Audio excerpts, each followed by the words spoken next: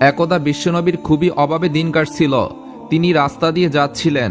তখন তিনি একটি সাইনবোর্ডে লেখা দেখলেন, ইহুদির খেজুর বাগানে পানি দিলে খেজুর দেওয়া হবে। তখন বিশ্বনবী সেই ইহুদির বাড়িতে রওনা হলো এবং তিনি ইহুদির বাড়িতে গিয়ে ইহুদিকে বলতে লাগলো, ওহে ইহুদি, আমি তোমার বাড়িতে কাজ করতে চাই, আমার খেজুরের দরকার, তুমি কি আমাকে কাজ দিতে পারবে? তখন ইহুদি বলল, ভাই, তুমি আমার বাড়িতে কিসের কাজ করতে চাও? তখন বিশ্বনবী বললেন, হে ইহুদি, তোমার খেজুরের বাগানে নাকি পানি দিলে খেজুর পাওয়া যায়, আমি সেখানেই কাজ করতে চাই। তখন ইহুদি বিশ্বনবীকে বলল, তুমি কি সেই কাজ করতে পারবে? ওই দূরে রয়েছে একটি কূপ, সেই কূপের পানি অনেক নিচে, সেখান থেকে পানি তুলতে অনেকটা কষ্ট হয়, তুমি কি সেখান থেকে পানি তুলতে পারবে?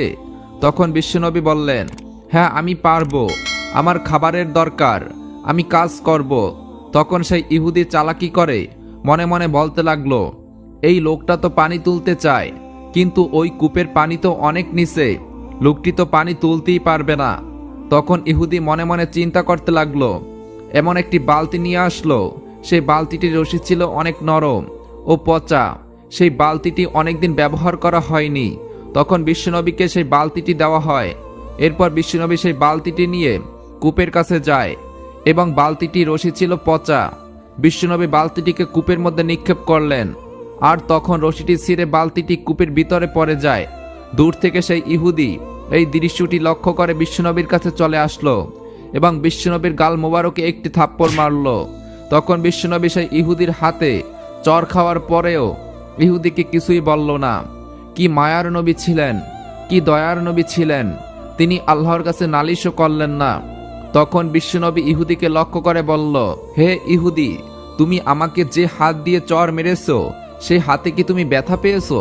তখন ইহুদি বলল, আমি কোনো ব্যথা পাইনি, তুমি আমার নতুন বালতি কূপের ভিতরে ফেলে দিয়েছ, তাই তোমাকে আমি চর মেরেছি। তখন বিশ্বনবী তাকে বলতে লাগলেন, আমি কূপের ভিতর থেকে বালতিটি তুলে তোমার বাগানে পানি দিয়ে দেব, তুমি কি পারবে আমাকে আমার পাওনা মিটিয়ে দিতে? তখন ইহুদি আশ্চর্য হয়ে গেল এবং বলতে লাগলো, তুমি আমার কূপ থেকে কিভাবে বালতিটি তুলবে? আমার কূপের তো কোনো সিঁড়ি নেই, এটি থেকে তুমি কিভাবে পানি তুলবে এবং কিভাবে আমার বালতিটি তুলে দিবে? তখন বিশ্বনবী দয়ার নবী বলতে লাগলো, আমি তোমার কূপটি একটু দেখতে চাই। তখন বিশ্বনবী ওই কূপের দিকে যেতে লাগলো। তখন আল্লাহ রাব্বুল আলামিন জিব্রাইলকে বলল, হে জিব্রাইল, দেখো আমার বন্ধু কূপের কাছে আসছে, তুমি তাড়াতাড়ি যাও, সেই কূপের পানি কূপের সমান সমান করে দাও এবং বালতিটি আমার বন্ধুর হাতে ধরিয়ে দাও। আমার বন্ধুর যাতে পানি তুলতে কোনো কষ্ট না হয়, আমার বন্ধু যাতে খালি হাতে ফিরে না আসে, আমার বন্ধুর হাতে তুমি বালতিটি ধরিয়ে দাও।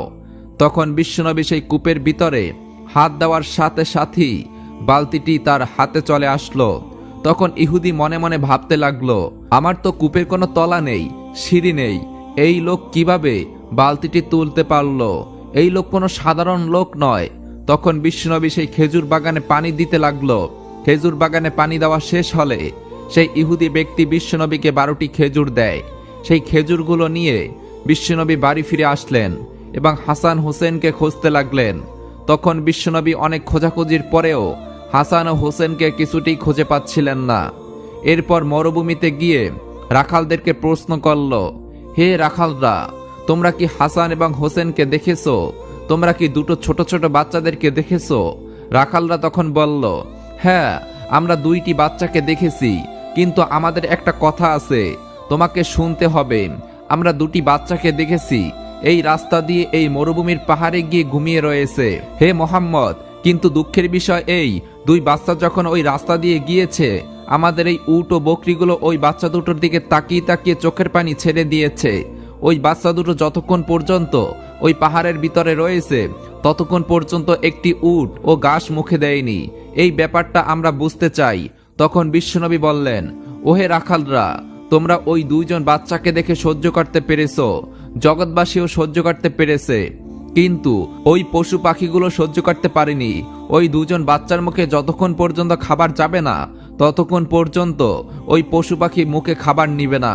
এরপর বিশ্বনবী হাসান হোসেনের উদ্দেশ্যে পাহাড়ে রওনা হলেন এবং সেখানে গিয়ে তিনি দেখতে পেলেন হাসান ও হোসেন বালি দিয়ে বালিশ বানিয়ে সেখানে ঘুমিয়ে রয়েছে। তখন বিশ্বনবী হাসান ও হোসেনের কাছে গিয়ে তাদের মাথায় হাত বুলিয়ে দিলেন। যখন তারা দেখল তাদের নানাজান এসেছে, তখন তারা ঘুম থেকে উঠে পড়ল এবং বিশ্বনবীকে জড়িয়ে ধরে বলতে লাগলো, ওহে নানাজান, আমাদের ঘরে কোনো খাবার নেই, চুলায় আগুন জ্বলে না, আবার তুমিও নেই। নানাজান, আমাদের পেটে যখন ক্ষুধা লাগে আমরা সহ্য করতে পারি না। ওই মুহূর্তে যখন তুমি আমাদের বাড়িতে আসো, তোমাকে দেখি আমাদের পেটের ক্ষুধা থাকে না। এবার বিশ্বনবী হাসান ও হোসেনকে আদর করতে করতে বলতে লাগলো, ও নানা ভাইয়েরা, চলো, আর বেশি দেরি করা যাবে না, চলো আমরা বাড়িতে চলে যাই। তখন ইমাম হাসান ও হোসেন বলতে লাগলো, ও নানা, আমরা বাড়িতে যাব না, কারণ তোমার মেয়ে আমাদের জন্য খাবার রান্না করে না। খাবার চাইলে তোমার মেয়ে আমাদেরকে বকাচকা করতে থাকে। এরপর বিশ্বনবী বলতে লাগলেন, নানা ভাইয়েরা চলো। অনেক বোঝানোর পর বিশ্বনবী হাসান ও হোসেনকে নিয়ে বাড়ির দিকে রওনা হলেন। এবার বাড়িতে এসে বিশ্বনবী হযরত ফাতেমা রাদিয়াল্লাহু তাআলা আনহাকে বললেন, হে ফাতেমা, আমি তোমাদের জন্য খাবার নিয়ে এসেছি। বিশ্বনবী মা ফাতেমার খাবারগুলো দিয়ে বলতে লাগলো, হে ফাতেমা, তুমি 2টি খেজুর খাও, হাসানকেও 2টি দাও, আর হোসেনকেও 2টি দাও।